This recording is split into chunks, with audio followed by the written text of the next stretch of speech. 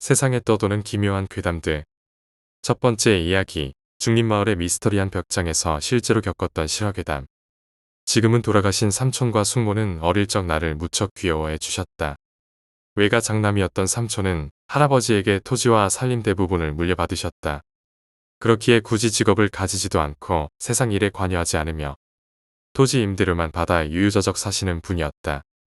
마을에서 조금 떨어진 곳에 자리 잡은 오래된 단층 집에 눌러앉아 아이도 없이 두 분 내에만 넓은 집에서 적적하게 사셨다. 맞벌이 때문에 바빴던 우리 부모님 대신 우리 누나와 동생까지 자주 집에 데려와 맛있는 음식도 내주시고 용돈도 주곤 하셨다. 그렇게라도 부모가 된 기분을 느끼고 싶었던 것 같다며 삼촌과는 나이 차이도 많이 나고 사이도 소원했던 어머니는 말했다. 고등학교에 들어간 후 동아리 때문에 바빠질 무렵까지도 나는 토요일 낮엔 삼촌 댁에 놀러가서 과자도 얻어먹고 용돈도 받곤 했다.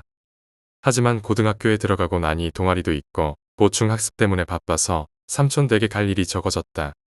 그러다 고등학교 2학년 봄 숙모가 돌아가셨다. 갑작스러운 뇌일혈이었다. 병원에 도착하기 전 이미 숨을 거뒀다고 어머니에게 전해 들었다. 고등학교에 들어온 후엔 삼촌 댁에 찾아가는 건 설날과 추석 때 정도뿐이었다. 숙모 장례식 때문에 간만에 찾은 삼촌 댁은 완전히 황폐해져 있었다. 미닫이문은 너덜너덜하고 집안 전체가 퇴색된 느낌이었다. 빨랫감도 한켠에 가득 쌓여 있었다. 할아버지 때부터 집안일을 돕던 가정부가 있었을 텐데 싶어 여쭤보니 숙모가 돌아가시기에 얼마 전 나이가 많아 일을 그만뒀다고 했다. 삼촌, 괜찮으세요?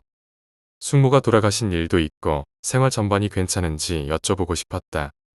하지만 삼촌은 별 생각도 안 하는 듯 공허한 표정으로 아하고 대답하실 뿐이셨다. 단 한 사람 있던 가족을 잃은 삼촌의 낙담한 모습은 보는 이마저 애가 끊어질 정도였다. 아버지는 가정부를 백방으로 구했지만 모두 오래지 않아 일을 그만두고 떠나갔다. 최근에야 그 이유를 들었다. 중림 안에 있는 낡은 단칸집에 아무래도 사람이 아닌 무언가 있는 것 같아요. 어느 가정부가 말했다고 했다. 얼마간의 시간이 흘러나는 도쿄에 있는 미대에 진학하게 되었다. 고향을 떠나기 전 삼촌에게 인사를 하고 오라는 부모님의 말에 나는 고향을 떠나기 며칠 전 삼촌 댁으로 향했다. 간만에 찾은 삼촌 댁은 숙모가 돌아갔을 무렵 황폐해질 대로 황폐해졌던 모습은 온데간데 없고 깔끔해져 있었다. 나는 새 가정부가 일을 잘하나 싶어서 삼촌에게 물었다. 건강해 보이시네요. 새로 오신 가정부는 좋은 분인가 봐요. 삼촌은 읽던 책에서 눈도 떼지 않고 대답했다. 미타 씨는 무척 좋은 사람이었지만 가을이 되기 전 그만뒀단다. 집안은 먼지에 한 톨 없이 깨끗했고 빨랫감도 없었다. 삼촌이 스스로 하신 건지 식사는 어떻게 하고 계신지 궁금했지만 그럼 누가 이렇게 깨끗하게 청소를 해놓은 건가요? 라고 묻기엔 조심스러웠다. 그때 삼촌이 그러고 보니 너 숙모가 만든 튀김 좋아했었지. 냉장고에 남았으니 먹고 가거라. 내 의문에 답하듯 삼촌이 말했다. 삼촌은 코터치에 들어간 책에 눈을 돌린 채 고개도 들지 않는다. 표정으로 진이를 살필 수조차 없었다. 숙모가 만든 튀김이요? 그게 있어요. 나는 닫혀진 불단으로 눈을 돌리며 물었다. 어젯밤에도 왔었거든. 만들고 남겨놓은 다음 갔을 게다. 냉장고 한번 보거라. 삼촌은 손가락만 부엌 쪽을 가리켜 대답했다. 잠시 침묵이 흘렀다. 이해가 안 되어 삼촌을 바라봤지만 삼촌의 눈은 책 속에 머물 뿐이었다. 불 켤까요? 어슴푸레진 이 집에 죽은 숙모가 있다는 정체 모를 상황이 무서워 나는 일어섰지만 형광등 끈이 어디에도 보이지 않았다. 자세히 보니 다 잘려 있었다. 아, 전기는 그 사람이 싫어하니까 됐어. 나는 큰맘 먹고 다시 앉아 삼촌에게 물었다. 삼촌, 숙모가 있어요. 숙모가 어젯밤에 와서 튀김을 만들었어요. 만약 삼촌이 치매라면 부모님에게 연락해 제대로 된 조치를 취해야 할 터다. 만약 삼촌이 제정신이라도 무언가 이상한 일이 일어나고 있음은 틀림없었다. 삼촌은 처음으로 나를 보았다. 하지만 숙모는 돌아가셨잖아요 하는 의문을 내뱉으려다 삼촌의 얼굴을 보고 말을 삼켰다. 돋보기 안쪽, 삼촌의 공원 눈동자에 검은 저위는 쪼그라들어 있고 흰자는 노랗게 탁해져 초점이 어디인지조차 모를 지경이었다. 삼촌이 노망든 게 확실하다 여긴 나는. 저 내일 일찍 나가봐야 해서 오늘은 이만 하고 일어서려 했다. 돌아가는 거냐? 돌아가기 전에 저기 있는 반일용 사다리를 좀 가져다 주겠니? 접사다리요. 여기에다가요. 매일 저녁 숙모가 저기서 내려오는 게 힘들어 보여서 말이다. 삼촌은 불단 위 작은 벽장을 가리켰다. 죽은 숙모가 불단 위 작은 벽장에서 내려온다니 무슨 말인지 이해할 수 없었다. 삼촌은 탁한 눈으로 나를 바라보며 말을 이어갔다. 숙모는 말이다.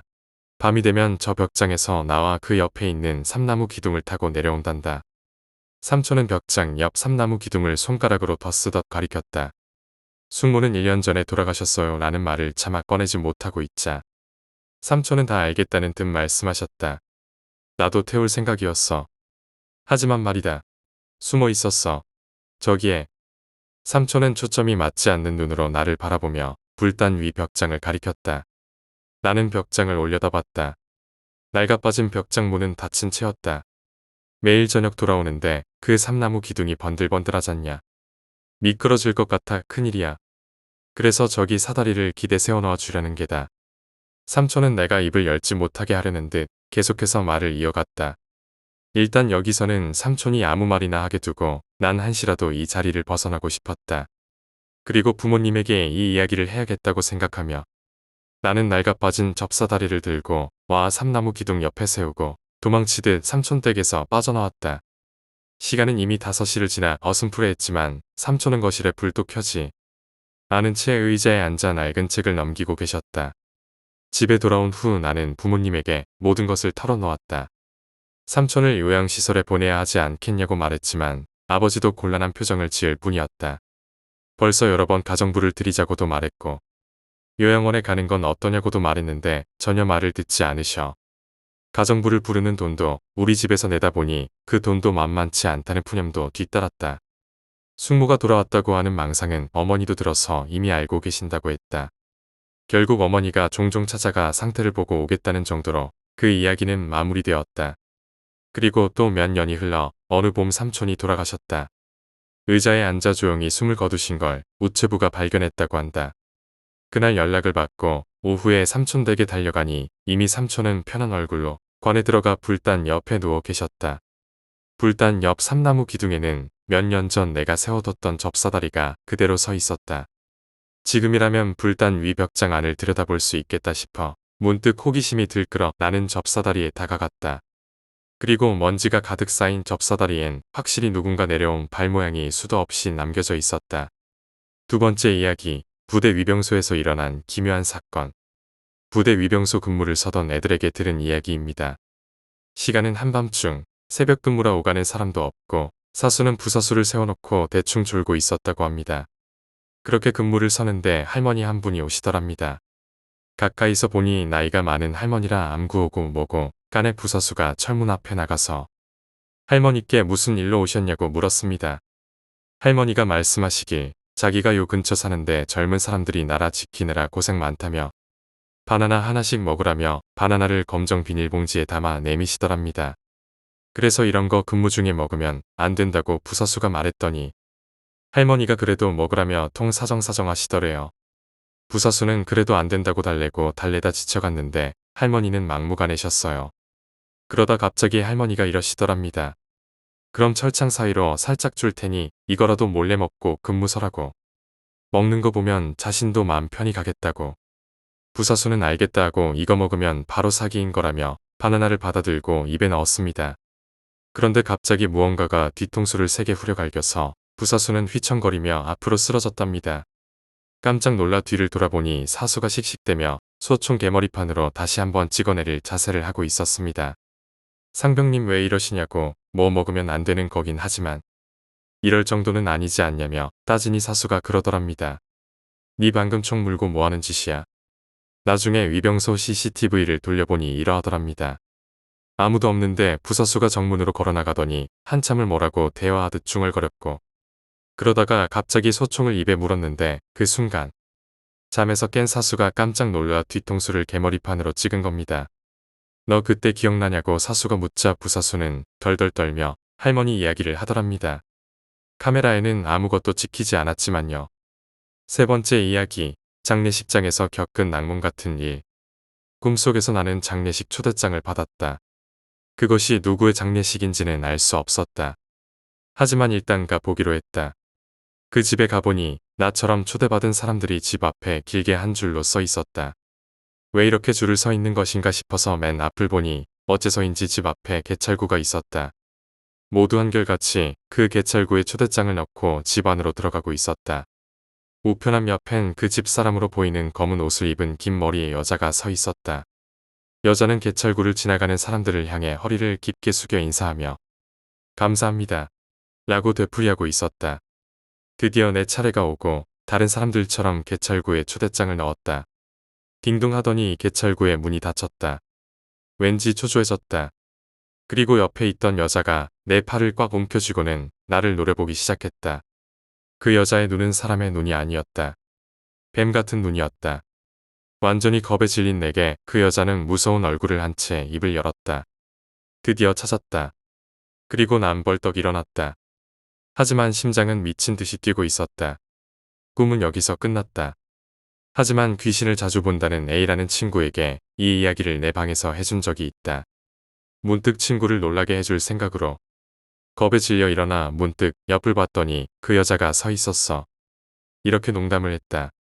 그러자 A는 진지한 표정으로 방구석을 가리키며 말했다. 알고 있어. 지금도 그 여자 저기 서서 널 노려보고 있어. 네 번째 이야기. 신주쿠 아파트의 기묘한 전단지. 바로 지난달에 겪은 일이야. 집에서 1시간 거리에 있는 회사에 취직이 되어서 될 수 있으면 회사에서 가까운 곳으로 집을 옮기려고 찾고 있었어. 수산물을 취급하는 회사라 새벽 3시부터 일해야 했으니까 회사에서 가까운 곳에 살면 조금이라도 출근 시간을 줄여 더 자기 위함이었어. 근처의 슈퍼에 들렸다 돌아오는 길에 문득 전봇대에 붙어있는 전단지가 눈에 들어왔어. 입주자 모집. 아마 주인이 직접 써 붙여놓은 듯한 전단지였지. 보증금과 사례금 일체 없음. 월 25,000엔. 일본은 전세 개념이 없고 월세를 얻을 때 보증금이나 중개수수료 외에도 집주인에게 일정의 사례금을 준다고 합니다. 집을 빌려줘서 고맙다는 의미라고. 게다가 회사에서도 아주 가까워서 이거다 싶어서 핸드폰으로 전화를 걸었어. 몇 번인가 통화 연결음이 들리더니 갑자기 끊겨버리는 거야. 뭔가 싶어서 고개를 갸웃거리고 있는데 핸드폰이 울리기 시작하는 거야. 놀라서 핸드폰을 보니 방금 걸었던 집주인의 번호였어. 여보세요. 광고지 보고 전화드렸는데요. 그러세요? 그럼 집 보러 오실래요? 언제가 좋으세요? 집주인은 밝은 목소리 톤에 중년 남자로 친절하고 굉장히 신사적인 목소리였어. 어쩐지 조금 안심이 되어 다음 주 일요일에 방을 보러 가겠다고 약속했지. 그날 밤 난 배가 너무 아파서 한밤중에 깨어났어. 극심한 복통으로 숨도 잘 쉬지 못할 정도라 부모님이 구급차를 불렀지. 실려간 병원에서는 급성 위장염 진단을 받아서 한 달 동안 입원하게 됐어. 회사에 입원하게 되었다고 하니 바로 잘리고 말았어. 작은 회사였으니 어쩔 수 없다 생각하고 입원한 지 일주일 정도 지났을 때 집에 두고 왔던 휴대폰이 자꾸 신경 쓰여서 엄마에게 부탁해 가져와 달라고 했어. 병실 안에서는 휴대폰을 쓸 수 없어서 밖으로 나와서 휴대폰을 켜봤더니 부재중 전화가 30건이 와 있는 거야. 통화 목록에는 가득한 부재중 전화를 보며 누구인지 확인해봤더니 거의 모든 부재중 전화는 집주인 거였어. 음성 메시지까지 와 있더라. 엄청난 양의 메시지가 남겨져 있었어. 그러고 보니 일요일에 집을 보러 가겠다고 약속했네 생각이 드는 거야. 그렇다곤 해도 너무 과하다 싶은 생각이 들었지만 내가 어쨌든 약속을 어겼으니 일단 연락해 보기로 했어. 난 내가 입원하게 된 것과 회사에서 잘린 이야기까지 하며 집을 더 이상 얻을 필요가 없어졌다고 이야기했는데 집주인은 어이없게도 그러셨군요. 그러면 퇴원하는 대로 집 보러 와주세요. 네. 이제 집을 구할 필요가 없어졌습니다. 그래도 정말 좋은 집입니다. 아니요. 됐습니다. 그럼 다음에 뵙죠. 말이 안 통하는 거야. 집주인은 그 뒤로 퇴원하고 나서도 계속해서 끈질기게 전화를 해댔어. 처음에는 집을 얻을 필요가 없어졌다니까요. 라면 아름 정중하게 전화를 끊었지만 아무리 말해도 전혀 말이 통하지 않고 아예 말까지 안 통하니 나중엔 아예 전화를 안 받았어. 한밤중에까지 전화가 와서 수신 거부 설정을 해놨더니 다른 전화번호로까지 전화를 하는 거야. 너무 화가 나서 전화를 받아서는 그만 좀 하세요. 라고 고함을 쳤어. 그러자 보기만 해도 좋으니 한 번만 집을 보러 와주세요. 결국 난 끈질김에 지고 말았어. 그래서 일단 집을 보러 가기로 한 거야. 무엇보다 이 정신 나간 아저씨를 직접 보고 뭐라 하고 싶었어. 다음 날 전단지에 써있던 주소로 찾아갔어. 꽤 오래전에 건축되었다고 했는데 그 아파트는 전혀 낡아 보이지 않았어. 얼마나 후진 집이길래? 라고 상상했던 난 어쩐지 한 방 먹은 듯한 얼굴로 아파트를 올려다보고 있었어. 갑자기 뒤에서 말을 걸어와서 뒤를 돌아봤더니 그곳엔 TV 드라마에서 사장님 역으로 많이 봤던 것 같은 외모의 노신사가 서 있었어. 일부러 여기까지 와주셔서 고맙습니다라며 나에게 봉투 하나를 내미는 거야. 그 말에 조금 발끈했지만 일단 봉투를 받아들여 봤더니 10,000엔이 들어있었어. 이게 뭐죠? 의심스러워 물어봤더니 집주인이 얼마 안 되지만 교통비입니다 하며 활짝 웃으며 말하더라. 아무래도 백수였던지라 이상하단 생각보단 사실 좋았어. 이쪽으로 오세요. 살짝 경계가 풀어진 나는 그 아저씨를 따라 집을 보러 갔어. 집 안은 생각보다 넓고 매우 깨끗했어. 햇볕도 잘 드는 곳이었고 무엇보다도 멋진 구조였어. 교통비를 10,000엔이나 받았으니 열심히 살펴보는 척이라도 해줄 생각이었는데 막상 들어와서 구석구석 살펴보다 보니 어느새 그런 생각도 있고 오히려 이렇게 좋은 집이 왜 이렇게 저렴하지? 라며 연신 감탄을 하게 되었어. 잠시 이 집에서 살고 있는 모습을 상상해보고 있는데 어떻습니까? 집이 좋죠? 라며 현관에 서 있던 집주인이 말을 걸어왔어. 네, 정말 좋네요. 하지만 이젠 일도 안 하고 돈도 없어서요. 다음에 기회가 된다면 부탁드릴게요. 라고 했더니 돈은 됐으니 그냥 여기서 살아주세요. 이 집은 당신이 마음에 드나 봐요. 알 수 없는 소리를 하는 주인 아저씨의 얼굴을 멍하니 쳐다봤더니 눈에 초점이 없는 거야. 갑자기 현관에 서 있던 주인 아저씨는 부들부들 떨더니 입에 거품을 물고 쓰러졌어. 그런데 넘어진 아저씨 바로 뒤에 한 여자가 서 있는 거야. 너무 놀라서 기겁을 하고 무심코 비명을 질렀어. 젖어있는 검고 긴 머리카락, 검게 변한 피부, 진흙투성이의 흰 옷, 그리고 그 여자의 얼굴엔 눈과 코가 없었어. 한눈에 이 세상의 것이 아니란 걸 알 수 있었어. 머릿속이 새하얗게 되어 시겁하고 뒤로 물러났어. 그리고 여자는 한 걸음씩 점점 가까이 다가왔어. 심장이 요동치고 너무 무서운 나머지 눈을 감아버렸어. 참을 수 없는 공포 속의 칠흑 같은 어둠 안에서 귓가엔 여자의 목소리가 똑똑히 들려왔어. 그리고 그 목소리를 듣고는 반사적으로 절규하며 현관으로 달렸어. 쓰러진 주인 아저씨를 뛰어넘어 왜인지 잠겨있는 문을 떨리는 손으로 힘겹게 열었어. 드디어 문이 열리고 밖으로 뛰어나온 순간 집에선 엄청난 웃음소리가 울려 퍼지고 있었어. 나는 정신없이 달아나기 시작했어. 그 웃음소리는 마치 도망치는 나를 비웃기라도 하는 것처럼 들려왔어. 오로지 한시라도 빨리 이 장소에서 멀어지고 싶단 생각 하나로 우연히 지나가던 택시를 하나 잡아탔어. 어느 병원으로 모셔드릴까요? 병원이요.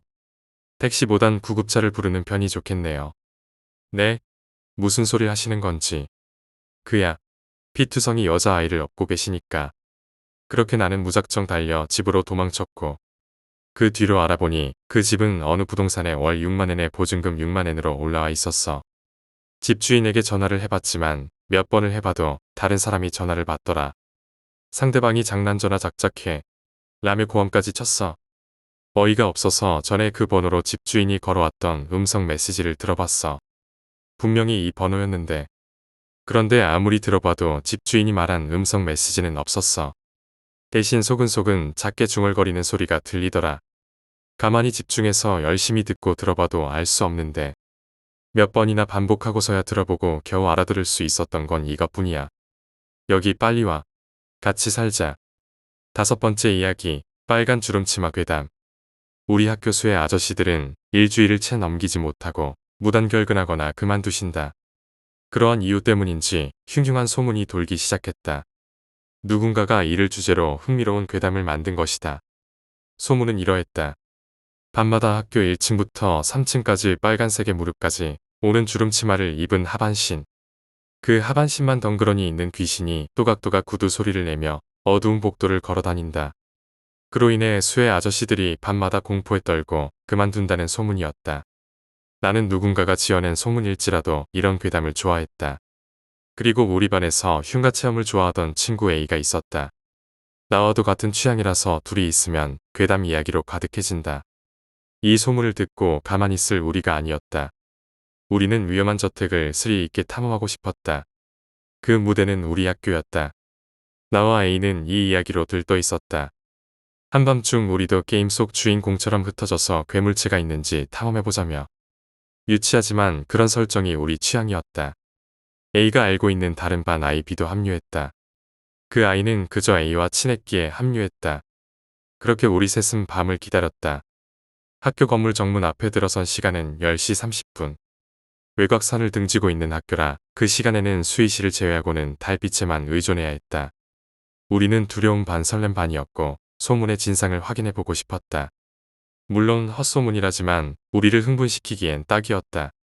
우리의 다크호스 B는 준비성이 대단했다.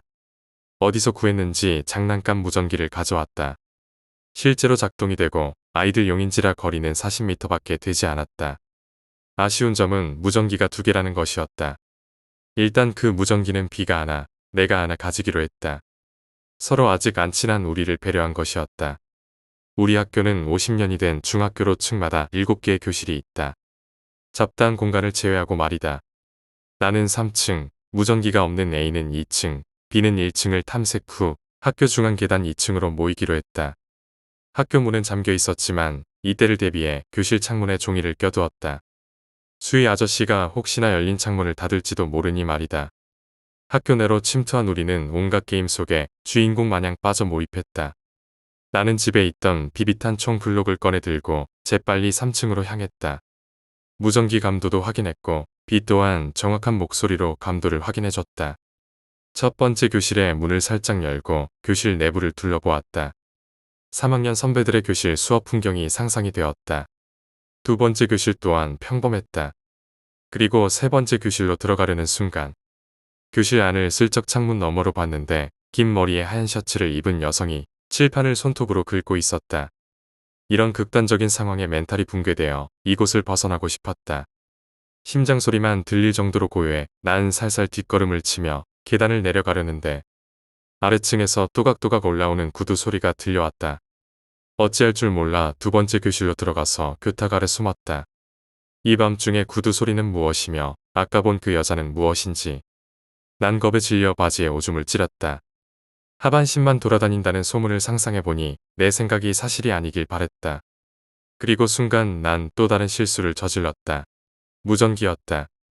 난 지금 B에게 무전이 온다면 들키기에 충분하고도 남았다. 얼른 무전기에 건전지를 빼려는 그 순간 드르륵 하며 교실 문이 열렸다. 정적이 흘렀다. 구두 소리는 복도에서 났고 멀어져 갔지만 교실로 들어오진 않았다. 하지만 무언가 다른 하나가 있다는 느낌이 들었다.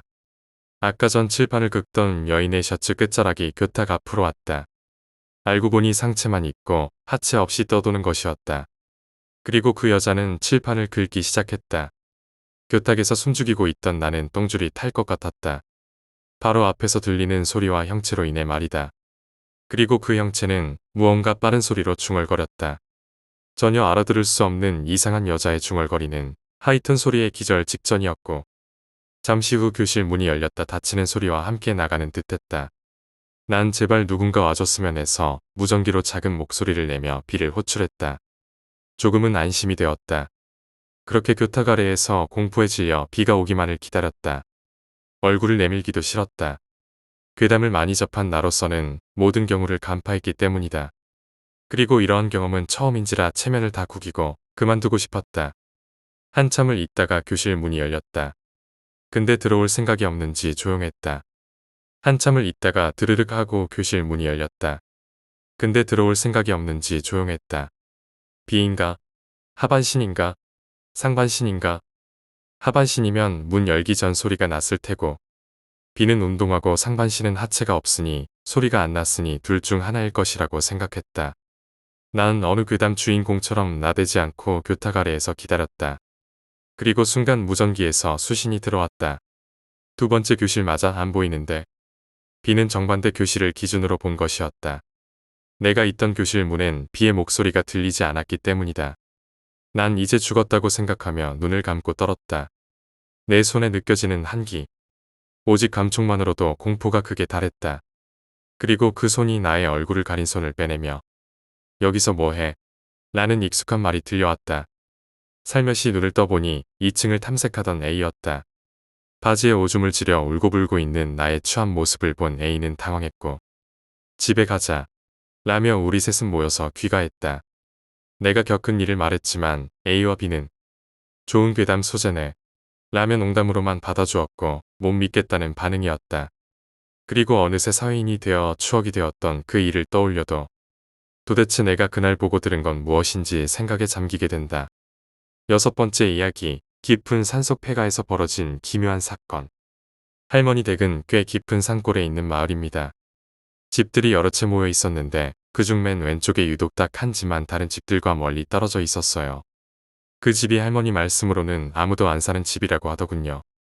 어느 날 사촌 동생 3명이 놀러 왔는데 걔들과 어릴 때 이야기를 하다가 그 폐가가 무서워서 근처에도 못 갔던 이야기를 했습니다. 그러니 B라는 사촌 동생이 난 지금 가라면 지금이라도 갈 수 있어 라고 자존심을 세웠고 그때 시간이 밤 11시를 넘어가고 있었습니다. 그래서 술도 한잔했겠다 다 같이 가보기로 했습니다. 그런데 옆에서 우리 이야기를 듣고 계시던 할머니가 장정 5시면 괜찮을란가? 모르겠네. 그래도 갈 거요. 하시길래 갈 수 있다고 했습니다. 그 길로 저와 제 친동생, 사촌 동생 셋, 총 5명이서 손전등 하나를 들고 폐가로 향했습니다. 어렸을 땐 무서워서 근처도 못 갔는데 막상 가려니 꽤 멀더라고요. 근데 아무리 멀다 해도 가도 그 길만 나오길래 길을 잃었나 싶었습니다. 그러던 중 저 멀리서 어르신 한 분이 호미를 들고 걸어오시는 게 보였습니다. 그래서 저희는 그분께 여쭤보았습니다. 저 어르신, 여기로 쭉 가면 사람 안 사는 그 집 나오는 거 맞죠? 라고 하니 그분이 저희를 의아한 눈빛으로 쳐다보시면서 자네들, 거긴 함부로 가는 곳이 아냐. 라고 하시길래 사실 무서웠던 저는 동생들에게 설득해 가보지도 못하고 다시 할머니 집으로 돌아왔습니다. 다시 집으로 가니 할머니가 너희들 어째 이리 일찍 왔냐 하시길래 저희가 가던 도중 한 어르신을 만났고 어르신이 가지 말라고 해서 안 갔다고 말씀드리니 할머니가 이러시더라고요. 아니, 이 밤에 돌아다니는 노인네가 어딨대? 가로등도 없는디. 생각해보니 폐가 쪽에서 걸어오시던 분인데 그쪽 방향엔 밭도 없고 산길이었습니다. 거기다 밤 11시가 훌쩍 넘은 시간에 가로등도 없는 곳에서 노인분이 혼자 걸어다닐 수가 없던 거죠. 생각해보니 그분의 얼굴이 정말 생각이 안 나는 겁니다. 그리고 다음 날 아침 길에 걸어다니며 작은 마을이라 여러 어르신분들 얼굴을 확인했는데 밤에 만났던 어르신은 없더군요. 7번째 이야기, 시골 폐창고에서 만난 소름 돋는 존재. 어렸을 적 시골에 살았던 적이 있어. 초등학교 4학년 때부터 중학교 1학년이 될 때까지 시골에 살았어. 이유는 할머니가 아프셔서 장남인 아버지가 모셔야 했거든. 시골엔 불편한 점이 많았지만 어떻게 보면 내 인생에서 가장 재미있었던 시기이기도 해. 강에서 빠가사리를 잡아서 구워 소금에 찍어 먹고 개구리를 잡아 구워 먹고 그렇게 자연 속에서 친구들과 뛰어놀곤 했지. 동네에 뒷산이 있었는데 거기엔 일제시대 때 구리를 캐던 곳이 있다고 했어. 그래서 그냥 올려다봐도 폐광산에 흉측한 구멍이 보이곤 했어. 별로 높은 산도 아니고 그냥 평범한 동네 뒷산이었는데 그곳에 우리는 박스와 헝겊으로 막사를 지어서 비밀기지라면서 안에 들어가서 만화책을 보고 놀곤 했지. 그런데 아무래도 재료가 재료인지라 비만 오면 무너져서 마음이 아팠지. 그러던 어느 날 그곳을 발견했어. 시멘트와 슬레이트 지붕으로 만들어진 조그만 2평 정도 되는 창고였어. 창고라기엔 그냥 디귿자로 벽을 쌓아놓고 그 위에 지붕만 얹은 정도였어. 안엔 비료포대와 지푸라기, 돌더미가 좀 쌓여 있었어. 그걸 발견한 친구 셋과 나는 지금 생각하면 섬뜩했던 그곳을 그땐 몰랐던 폐가 같은 개념이 없어서 우리들만의 비밀기지가 생겨서 무작정 좋았어. 돗자리를 깔고 그 좁은 곳에 옹기종기 모여 앉아있으면 뭐가 그리 재미있는지. 어느 여름날 호랑이비라고 해서 밝은 햇빛 사이로 구름으로 비가 오는 이상한 날이었어. 친구 집에서 게임하다가 비가 그치고 심심해서 그 비밀기지가 생각이 났어. 우린 비가 그친 찝찝한 그 날씨에 옷 다 버려가면서 등산을 시작했어. 지금이라면 돈 줘도 안 할 짓인데 말야. 기지에 올라가다가 갑자기 화장실이 가고 싶어서 난 조금 뒤처졌어. 도착할 때쯤 친구 한 명이 소리를 지르는 거야. 이건 또 무슨 장난인가 싶었어. 따라가 보니 그 친구 한 명이 기지를 쳐다보며 멍하니 서 있기에 나도 그쪽을 쳐다봤어. 그랬더니 친구 한 놈이 기지 안쪽에서 까만 치마 같은 걸 두르고 엉덩이를 흔들고 있는 거야. 꼭장구처럼 엉덩이를 흔들흔들. 그리고 까만 치마는 하와이의 나뭇잎 치마처럼 살랑살랑거리고 말야. 난 그 모습이 마냥 웃겨 뭐 하냐면서 쫓아갔어. 근데 조금씩 가까워질수록 친구가 아니란 걸 깨달았어. 그리고 그게 시야에 완벽하게 들어왔을 때 알아차린 거야. 친구가 까만 치마를 걸치고 훌라춤을 추는 게 아니라 하얀 옷을 입은 여자가 물구나무를 서서 긴 머리를 양쪽으로 미친 듯이 흔들고 있었다는 걸. 까만 치마가 아니라 긴 머리카락이었던 거야. 난 온몸에 소름이 돋고 닭살이 돋아 뒤로 자빠지고 구르면서 어떻게 뒤로 갔는지 멍하니 서 있던 친구에게 달려갔어. 친구는 엉엉 울고 있었어. 나보다 좀 더 시력이 좋았던 거야. 울면서 딱딱하게 굳어서는 오줌까지 싼 친구를 껴안고 구르다시피 산을 내려왔어. 내려오는 도중 안 보였던 친구 한 명이 기절해 있는 걸 보고 난 친구가 죽은 줄 알고 펑펑 울었어. 알고 보니 한 놈이 도망치다가 발목이 삐끗하고 산에서 굴러서 도망을 못 치니 공포감에 기절했던 거야. 한 놈은 그걸 보고 비명을 지르고 딱딱히 굳어버렸던 거고. 그 이후로는 그 산의 근처도 안 가게 되었어. 아직까지도 그 친구들과 만나면 그 이야기는 차마 말도 못 꺼내. 그 얘기는 암묵적으로 금기어가 되었거든. 옛날에는 어린아이들이나 처녀가 요절해도 제대로 무덤에 매장할 형편이 안 되거나 하면 도깨비 무덤이라고 해서 작은 돌무덤에 매장했다고 해. 지금 생각해보면 그 폐창고에 있었던 게 도깨비 무덤이 아닐까 하는 생각이 들곤 해. 무덤 훼손을 막기 위해 시멘트랑 지붕으로 막아준 거겠지.